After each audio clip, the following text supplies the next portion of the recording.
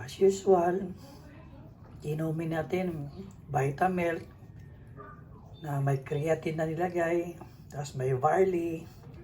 Siyempre, haluan natin ng milk yan. Haluan natin ng milk.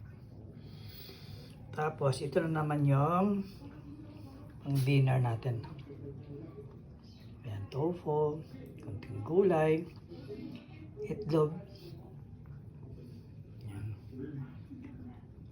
chicken fillet. Yan yung mga diet natin ngayon pag nag-gym tayo. After ng gym. Tapos 1 day 1 eat lang muna tayo.